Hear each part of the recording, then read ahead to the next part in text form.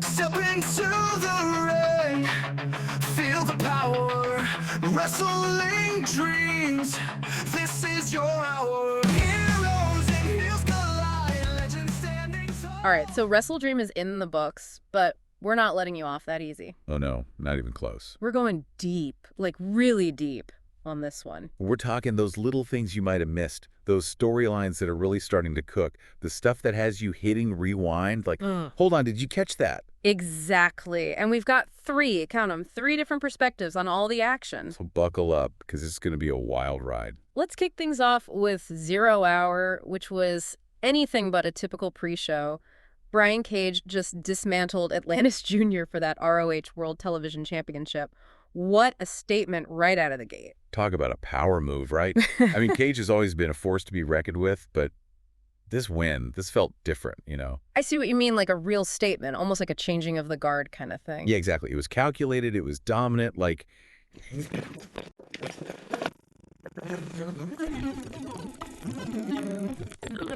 This is the same Brian Cage who was once aligned with Team Taz. Exactly. So you know he's capable of playing the game, being part of a dominant force. So to see him branching out, taking charge like this, it's like he's ready for that next level, you know? Absolutely. This ROH title run, it could be his chance to really solidify his legacy in the wrestling world. Speaking of legacy, you had Anna Jay and Harley Cameron going at it. And that near fall with Cameron where her shoulder seemed to be up. Everyone's still talking about that one. I know, right? Like, what was the ref looking at? Do you think they're going to do something with that? Like, question the ref's integrity? It definitely adds a layer of intrigue, right? No doubt. And with Cameron's ties to the QTV crew, who knows how this might play out in the coming weeks? This is AEW, anything could happen. Okay, shifting gears a bit here. We got to talk about the Acclaimed versus MXM collection. That was pure entertainment, start to finish. Oh, absolutely. They know their role perfectly. And Billy Gunn throwing shade at Rico Constantino before the match. Classic Gunn, and the crowd ate it up. But they back it up in the ring, too, you know. They're incredibly talented. They just also know how to work the crowd, and that's what makes them so popular. That balance is key, for sure. They can make you laugh, but you also know they can bring it. Speaking of bringing it, how about that 8-man tag match to close out 0 Hour? Just pure chaos from start to finish. High-flying, surprise run-ins, Orange Cassidy being Orange Cassidy. It was the perfect way to get the crowd fired up for the main card, that's for sure. And man, what a main card it was. We've got to talk about Jay White and Adam Page. That was personal. It's always personal with those two. Their history goes way back, all the way to Bullet Club. And you could feel that history in every single move. Every lockup, every reversal. It was like they were trying to prove something to each other. Well, White definitely proved something with that counter of Page's buckshot lariat into the Blade Runner. Talk about a clinic in ring awareness. He knew exactly what Page is going for, and he turned it around on him. You could just feel the air get sucked out of the building after that one. But speaking of incredible matches, we have to talk about Mariah May and Willow Nightingale. That was a star-making performance from both women. They left it all in the ring, that's for sure. May is really coming into her own as champion, but Nightingale really pushed her to the limit. She did. I really thought Nightingale had it a couple of times. She had the crowd behind her. The crowd loves her, and rightfully so. She's got a bright future in AEW, no doubt. And then you had Jack Perry defending that TNT championship against the legend himself, Katsuyori Shibata. What a clash of styles that was. You had the cocky young up-and-comer against the grizzled veteran. And Perry's antics before the match, just pure disrespect. He knew exactly what he was doing, trying to get in Shibata's head. And for a minute there, I thought it had backfired. Shibata had him locked in that submission hold. I thought for sure Perry was done. Me too. But that's the thing about Perry. He's slippery, always finds a way to escape. And that counter into the pin. The place erupted. Talk about a roller coaster of emotions in that one match. And it didn't end there either. Daniel Garcia coming down to check on Shibata, then MJF's music hits. I thought the roof was going to blow off the place. And just when you thought it couldn't get any crazier, Adam Cole returns. You could feel the energy shift in the building the second his music hit. What a way to end the first hour, right? AEW knows how to keep you on the edge of your seat, that's for sure. Talk about a power move, right? Cole is back, and you know he's got his sights set on championship gold. Oh, yeah, and MJF's reaction said it all. He knows he's in for a fight. Things just got very interesting in AEW, that's for sure. No doubt. But before we get too ahead of ourselves, we have to talk about that triple threat match for the International Championship. Ospreay, Ricochet, Takeshita. What a combination. 3 of the most athletic wrestlers on the planet, all in the ring at the same time.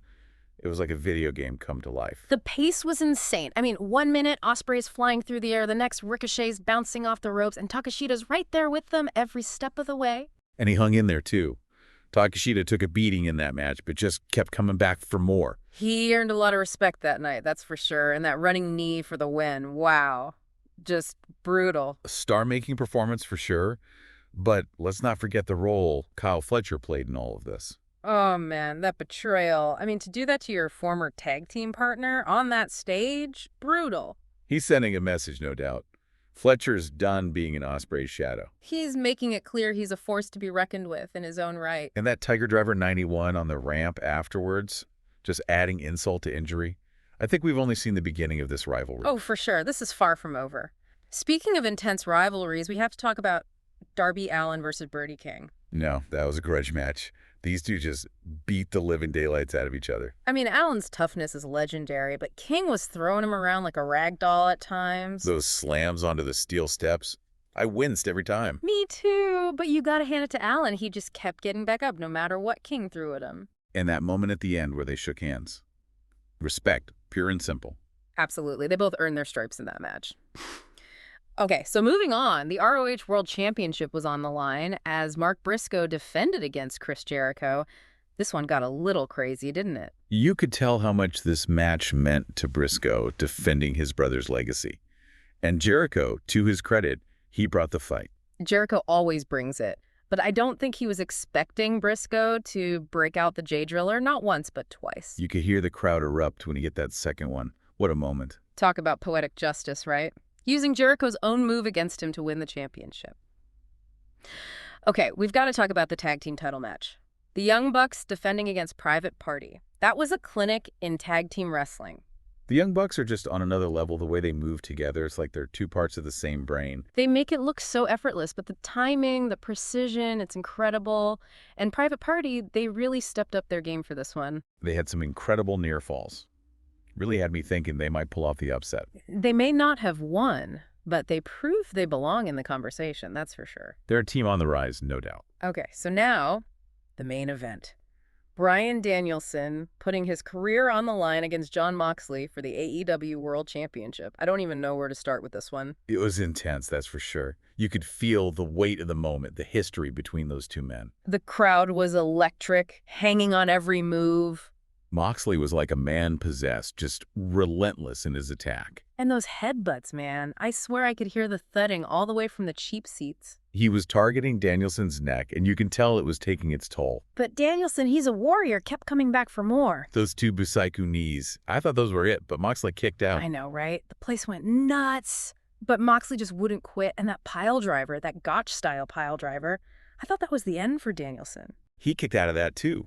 Unbelievable. But you could see he was spent. Moxley sensed it, locked in that chokehold, and that was it. Just like that, Danielson's career was over. It was heartbreaking to watch. He gave everything he had to this business. And to see it end like that, tough to see. Victory comes at a price, they say. And that post-match beatdown, the BCC is sending a message loud and clear. Wheeler Yuta turning on Darby Allin like that was a shock. The BCC is not messing around. That image of Danielson being choked with the plastic bag taped to the ropes, haunting. It was a statement, for sure. The BCC is now the dominant force in AEW, and they're not afraid to make enemies. WrestleDream, man. I'm still processing everything that went down. You've got these huge wins, shocking betrayals, a brutal end to a legend's career. Where does AEW even go from here? Well, for starters, you've got Jon Moxley as your new AEW World Champion. Right, and that's a whole other can of worms. It is. I mean, we know Moxley's intense, but what we saw at WrestleDream, that felt different. It was almost like he was trying to prove a point. You know? Almost like he was sending a message not just to Danielson, but to the entire locker room. Exactly. And with the Blackpool Combat Club at his back, well, let's just say I wouldn't want to be on their bad side right now. Especially after they added Wheeler Yuta to their ranks. Turning on Darby Allin like that was cold. Cold, calculated. It's like they're playing chess while everyone else is playing checkers, you know. They're always one step ahead, and they're not afraid to get their hands dirty. They're kind of like a more ruthless, more brutal version of the original Elite, wouldn't you say? I can see the comparison, for sure. Both groups were built on a foundation of friendship, a shared vision for what professional wrestling could be. But the BCC, they've embraced the darkness, taken it to a whole other level. And that's what makes them so dangerous. They're unpredictable, they're ruthless, and they're hungry for power. Speaking of hungry for power, what about MJF? He can't be happy about Adam Cole's return. Let's just say MJF's got his work cut out for him. Cole is a game changer, and he's coming for that AEW World Championship. It's going to be interesting to see how those two personalities clash. They're both master manipulators, both at the top of their game. Oh, this is going to be good. We haven't even talked about Bryan Danielson, forced to retire like that, his career cut short. It's hard to even imagine what he's going through right now. It's going to be tough, but, he's not going to just disappear. He's too valuable, too knowledgeable. Exactly. He could be a coach, a mentor, maybe even a general manager someday. Yeah. Danielson's story in AEW is far from over. It's just taking a different direction, that's all. I think a lot of people would love to see him take a protege under his wing, kind of like what we're seeing with Arn Anderson and Brock Anderson. That would be amazing. Imagine the knowledge he could pass down to the next generation. Talk about a legacy. But before we get too caught up in the future, let's take a moment to appreciate some of those smaller moments from WrestleDream that might have gotten lost in the shuffle. Like Hologram's victory over the Beast Mordos. Oh, yeah. Now that was a match. Talk about an underdog story. Hologram, facing off against the guy twice his size, taking everything Mordos could throw at him and coming out on top. Inspiring. That gorilla press slam on the entrance ramp. I thought for sure Hologram was done after that. He's tougher than he looks, that's for sure. He's got a bright future, that kid. Speaking of bright futures, whatever happened to Bobby Lashley? There were all those rumors, all that speculation, and then nothing. It's the million-dollar question, isn't it? Swerve's promo, MVP, and Benjamin's interruption. Yeah. It all seemed to be building towards something huge. I know. The anticipation in the arena was off the charts. And then crickets. Was it a swerve? A last-minute change of plans? We might never know, but hey, that's part of what makes AEW so much fun to follow, right? They keep you guessing. That they do. I mean, who knows what surprises they've got in store for us next week, let alone next month. That's the beauty of it, though, isn't it? It's unpredictable, it's exciting, and you never know what's going to happen next. And that's what keeps us coming back for more. So, for now, let's just savor the chaos that was WrestleDream and get ready for whatever's coming next. Sounds like a plan. Because one thing's for sure, this ride's far from over. Absolutely. AEW is on fire right now, and we are here for every single twist and turn.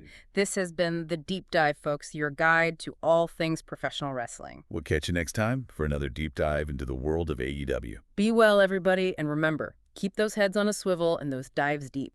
Step into the ring, feel the power, wrestling dreams. This is your hour.